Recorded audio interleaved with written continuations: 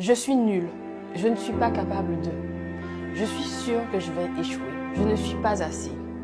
Autant de mots dans notre tête qui parlent d'un manque de confiance en nous. Regarde cette vidéo pour muscler ta confiance en toi.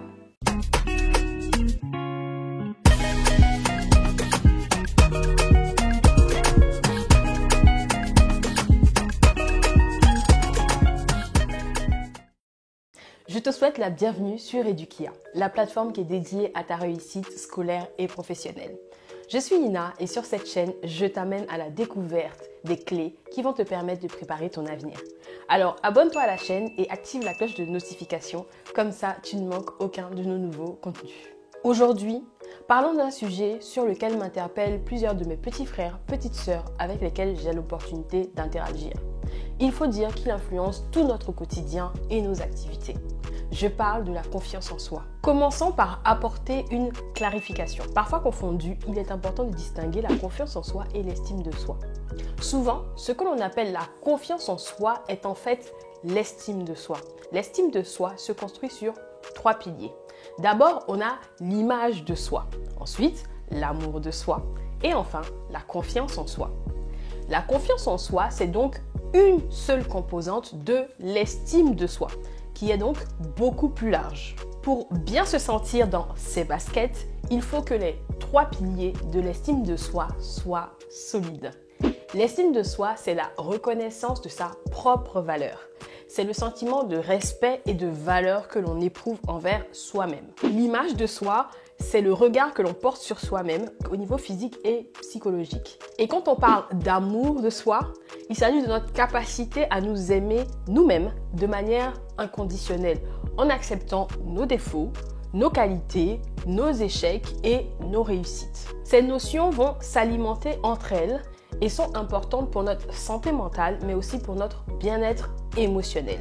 Et bonne nouvelle, on peut les améliorer tout au long de sa vie. Et après ces quelques définitions, on dira que la confiance en soi, c'est avoir la conviction d'avoir les ressources en soi pour faire face à ce qui va arriver. Elle est liée à notre capacité à agir et à faire. Cela va donc impliquer la croyance en nos propres compétences et en notre capacité à atteindre nos objectifs, ainsi que la capacité à faire face à l'incertitude et aux obstacles de la vie avec résilience.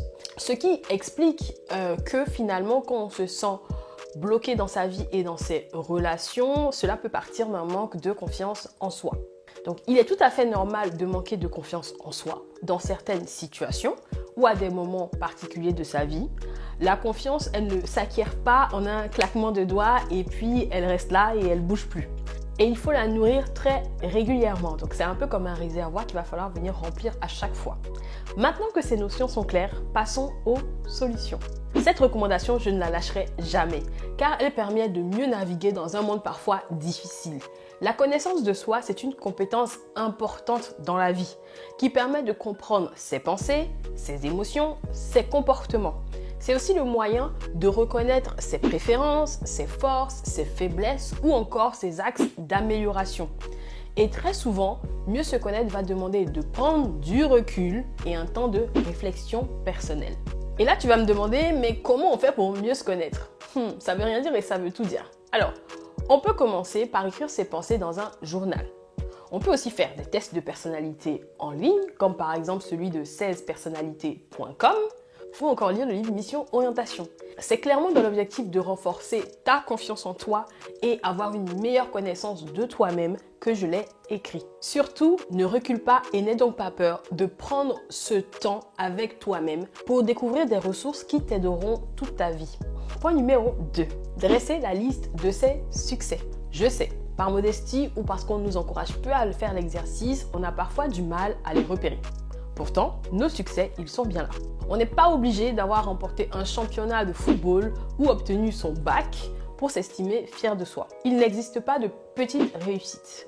Tu peux être fier par exemple d'avoir cuisiné un repas qui a été apprécié par ta famille ou encore avoir réussi à maîtriser une leçon particulièrement difficile. Apprends donc à remarquer ces événements et à les noter pour garder une trace. En 3, je t'invite à tester les affirmations positives. Ça, c'est une de mes préférées.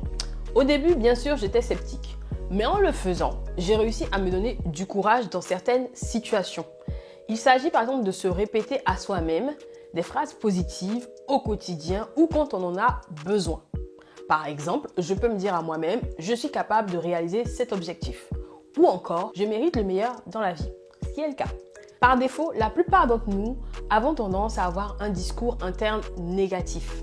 Les affirmations représentent un moyen de choisir ses pensées et de tordre le cou à son critique intérieur. C'est quand même plus agréable d'avoir un mental encourageant avec des pensées qui nous réconfortent. Et là, tu peux me croire, même pour moi, c'est un effort constant, mais qui en vaut la peine. Tu peux aussi choisir consciemment de changer tes pensées automatiques. Par exemple, je ferai de mon mieux pour apprendre au lieu de je ne comprendrai jamais. Je vais essayer au lieu de c'est trop dur pour moi. Je saurai comment faire mieux la prochaine fois au lieu de j'ai échoué, je suis vraiment trop nul. Tu peux initier ces affirmations le matin au réveil, devant un miroir par exemple, ou encore coller des post-it dans un endroit où tu pourras les voir. Petit aparté avant la suite de notre vidéo pour te dire que l'aventure Edukia existe pour et grâce à toi. Alors soutiens-la en likant cette vidéo, en la partageant avec un maximum de personnes autour de toi. Je compte bien sûr sur toi. En point numéro 4, faire son SWOT personnel. C'est directement lié à ce que j'ai énoncé plus haut, le fait d'apprendre à bien se connaître. Alors la matrice SWOT, c'est une activité qui est très utilisée dans le monde du marketing et de la stratégie d'entreprise. Elle s'applique également dans la vie personnelle. Alors, comment l'exploiter pour la confiance en soi? En travaillant sur chacune des initiales du SWOT. Alors, sachant que S, c'est pour Strength, donc qui veut dire force en français. W, c'est pour Weaknesses, qui renvoie à faiblesse en français. O pour Opportunité. Et T pour Threats, qui veut dire menace. L'enjeu ici, c'est de repérer à travers tes expériences, tes forces et de miser sur elles en les utilisant pour saisir les opportunités, donc S et O. Autrement dit, les situations dans lesquelles tes forces seront les plus valorisées, tout en étant conscient, bien sûr, des zones que tu dois améliorer. Donc, je t'invite à prendre un crayon et une feuille et à tester le SWOT. En 5, se fixer des objectifs réalisables. En référence à notre vidéo sur la motivation et comment passer à l'action, pour renforcer sa confiance en soi, il est conseillé de se fixer des objectifs avec une date de réalisation et de concentrer tous ses efforts pour les atteindre. Écrire ces objectifs et les diviser en petites étapes atteignables, donc brique par brique, nous permet d'avancer étape par étape. Le fait de relever ces mini-défis et de réussir va influencer notre niveau de confiance en soi. Donc on parle donc du réservoir qu'on va remplir au fur et à mesure. Une fois atteint, ces réalisations seront à noter fièrement sur ta liste des succès dont on a parlé plus haut. Et le numéro 6, c'est de prendre soin de soi. C'est indispensable pour se sentir bien dans sa peau. Prendre soin de son corps, de son esprit, être un prérequis pour avoir confiance en soi. On a l'habitude de dire qu'il faut faire de l'exercice régulièrement, manger sainement, dormir suffisamment. Ce sont autant de clés qui sont valables pour bien fonctionner au quotidien et qui influent sur notre niveau de confiance en nous. À cela, tu peux ajouter la pratique d'activités que tu aimes, qui t'apaisent. Ça peut être lire, méditer, prier, passer du temps dans la nature ou encore écouter de la musique. L'idéal ici, c'est vraiment d'adopter les pratiques qui vont te permettre, toi, de prendre soin de ta personne. En plus des conseils que je t'ai apportés plus haut, je te lance un petit défi. Pose cette question à 3 personnes de confiance dans ton entourage. Demande-leur, quand tu penses à moi, quelles sont les 3 qualités qui te viennent spontanément à l'esprit? Demander ces qualités à 3 personnes bienveillantes de son entourage, c'est important. Car ces personnes, à travers leurs réponses et leurs exemples de situations vécues, vont te permettre de visualiser ce qu'elles ont en tête. Je t'invite à noter, bien sûr, ce qu'elles diront de toi. En séance de coaching, cet exercice fait toujours du bien aux personnes que j'accompagne. Et je peux te dire que ça fouette l'ego. Et toi, trouves-tu que tu manques de confiance en toi? Qu'as-tu déjà essayé pour la développer? Lequel de ces conseils vas-tu mettre en place rapidement? Je t'invite à me le dire en commentaire et je me ferai un plaisir de te lire. Je te donnerai prochainement d'autres conseils pour continuer à la muscler. Bien sûr, la confiance en soi, c'est un sujet sur lequel on peut se faire aider par un thérapeute, un psychologue, quelqu'un qui est spécialisé sur la question.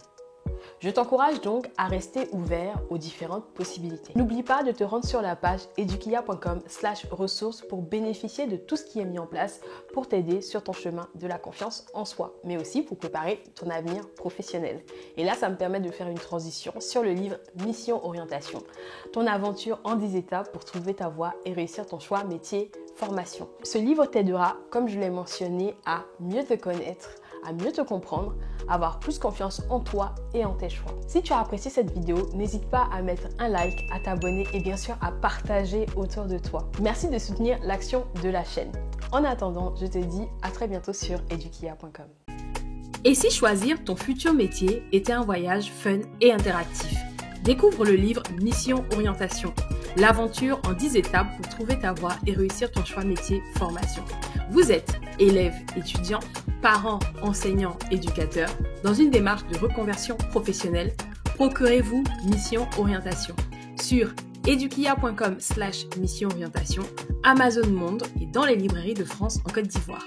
Embarquement immédiat.